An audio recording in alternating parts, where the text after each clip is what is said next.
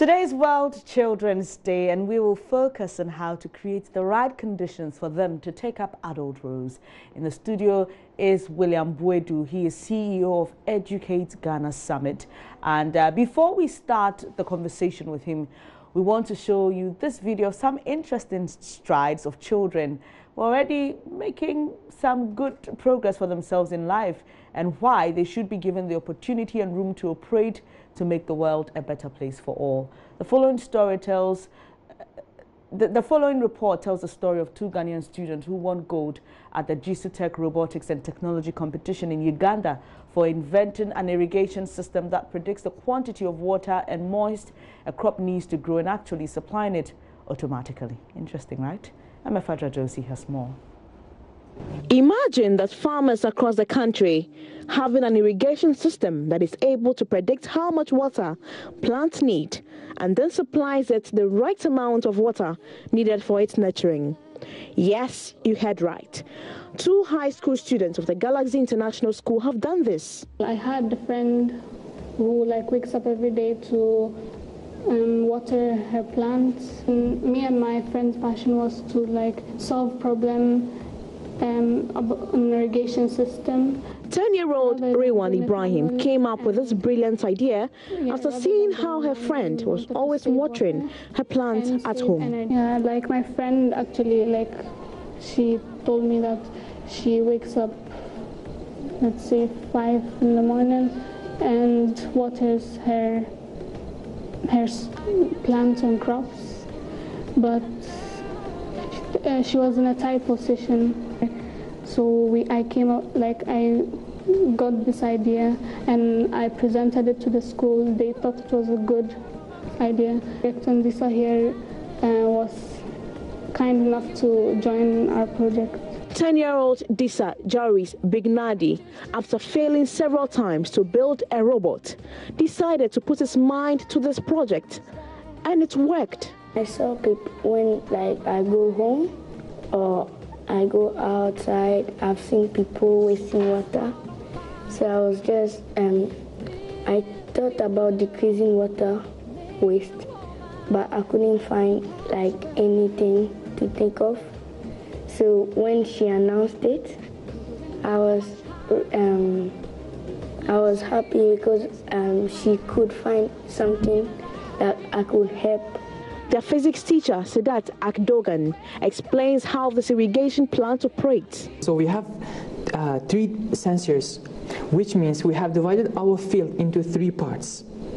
So we're measuring moisture level of part individually every second. So let's say only one part needs water now.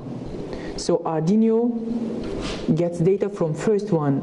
So we'll just turn first relay on. Okay. So first water pump only, and only that first part will be filled, will be watered. Oh. Okay. So once one part needs water, you don't want the whole field. It also will be wasting of water, but we don't do this. What's only one part is also saving water and energy. And we figured out that with automated system, we save about 60% of water. It was for this reason that the two were awarded 2 gold medals in the just-ended JoyNews Robotics and Technological Innovation ahead of 60 participants from 7 African countries. The project presented showcased the value, economic impact and contribution of teaching STEM subjects in advancing the 21st century scientific and technological innovations. Actually, I was very, very happy, and I was out of this world. I was really a little bit scared and a little bit excited at the same time. Galaxy International School has in all won 14 gold, 21 silver, 26 bronze and 9 honorable mentions from international competitions. But what could be the secrets behind all these successes? So here we perform experiments all the time, and then we do projects, right? But the problem is with WASI, a syllabus is too much. So every week we have to catch up with syllabus. So we don't really have time to do some experiments or perform experiments or do some other, related but not like extracurriculum activities. We don't really have time for that. But with IG, we have time to do everything. So mostly like these projects that we do is mostly with IG students, not with WASI. Unfortunately, they don't have time. And then every day from 8 to 4, they are full. They are encouraging other students not to give up on their dreams. Well, the theme for this year's Universal Children's Day is #GoBlue, and that's why I'm wearing blue, to encourage people who are committed to a fair world for children to participate in programs to encourage them. Now, one of the key areas of discussion today is how to enable safe spaces for children, whether it's online, in schools, even at home. Safe spaces for children is vital for them to fulfill their potential and demonstrate their rights. And that's why I have Mr. William Buedu with me in studio, CEO of Educate Ghana Summit. It's great to have you here, sir. Yes, yeah. So first of all, now, what does it really mean to say, I mean, in a more detailed way, to say you're creating a safe space for a child? Okay. That means as we are celebrating Children's Day today, in most of it's 1st June of every year is World International Children's Day, and today happens to be universal. Yeah. Before coming there, you see, it is better for us to create that space for children. In this case, it is going to help them, raise them to be responsible in the near future. When we are not alive, or even when we are alive, but we are not capable of doing what we were doing some time ago. So they will take active care of whatever we did before. So, for example, if I'm at home now, how do I know if I have a safe space for my child? Okay. There are so many things that you have to put in place. First of all, you have to have love, develop love for your kids. You see, when you develop love for your kid, you let them know, you teach them moral values. And the moral values to respect, honesty, and other things, you have to let them know.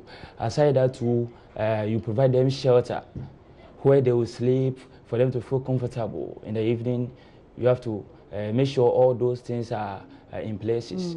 Aside that, too, the basic needs, food, water, and other things, you have to let them have it. And you have to give them respect so that they also emulate it from you. That's interesting, because in this part of our world, it's actually the reverse that is expected. So what do you mean by parents should respect their children? How do they do that? You see, they are emulating everything that we do. And we are leaders. We are also role models to them. You see, so what you do, they will also emulate it. And at this age too, they are eager to know everything. So whenever you wake up every morning, the little thing that they do, you say, hey, hey, hey on them. In the near future, they are also going to practice it. So when you respect them, they will also learn how to respect others in their lifestyle. So with this example you're giving, does respect mean that you don't scold your children? Oh, no. We have so many ways of doing things. You can even scold your children whilst he'll be laughing or she'll be laughing. But some parents don't know how to scold. So eventually, after they scold to their worst, it becomes a fight. Have you seen it? So we have ways of doing things. And aside that one too, you have to know your children very well. When you know them well, you will be able to also help them to come out with their talent that is in them. You see, you can even help them to rectify their career. There are so many things that it is hidden us. Children don't know. It's you, the parent, who will let them know. You will guide them. So even when you don't communicate to them, they wouldn't know certain things. Have you seen it? Let me cite this example. Our star, Asamoah Gyan. Let's say when he was a kid, when he takes boots or Jesse, the parents were just shouting on him, yelling and nagging on him. I don't think he would have even achieved like what he's enjoying in life by now. Have you seen it? Yeah, so we have to communicate to them. We have to give them a role to play, a task, how to manage task. and also give them a freedom sometimes. And we have 3 types of leadership skills. You have to apply all that is, sometimes you have to be democratic on them, you have to autocratic sometimes on them, and laissez-faire. The laissez-faire, let them do for you to watch and see how they are going to go about it. So it's all important. So finally, tell us the key conditions that are needed. You're talking about preparing children for adult roles. It's interesting that you used the Asamoah example, but share with us more key conditions that are needed to help children prepare them for adult roles. Okay, one, you have to expect them to make mistakes. Expect children to make mistake, because at this stage they are learning. So when they make mistake, then you correct them. They will also emulate and do same to their children in the near future. Aside, want to apologize to your children when you do something wrong to them.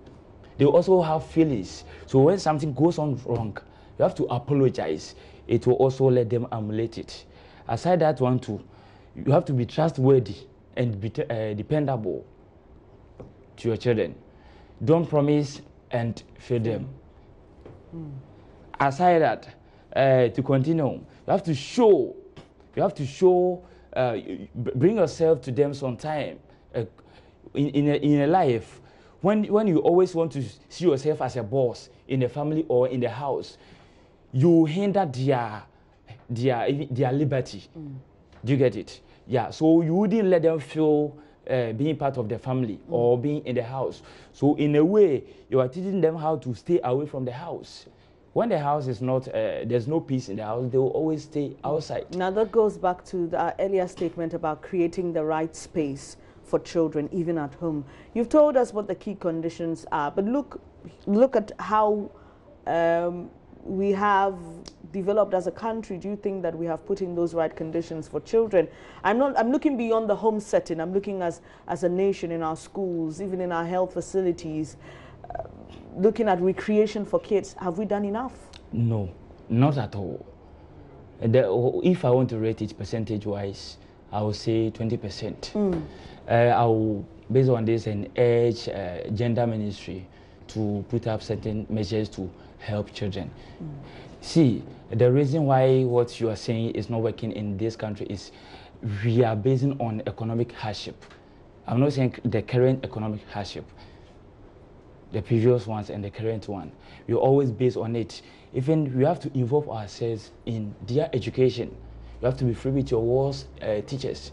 You know them through your WAS teacher. Have you seen it? Make sure their homeworks are done in the night before they sleep. Make sure they eat well. Aside that one too, you have to know them outside, not only inside. Have you gotten it? Yeah. And involve them. You, as a parent, you have to be approachable. You have to be approachable so that they can approach you with their worries. If these things are not there, head-wise, I'll be very happy one day if government of this nation announce something to favor children. I think I'll be very, very happy. What? Give me an example of what you are thinking about. See, the very day I heard of free education, I was very happy. But now, you see, we think of quality education.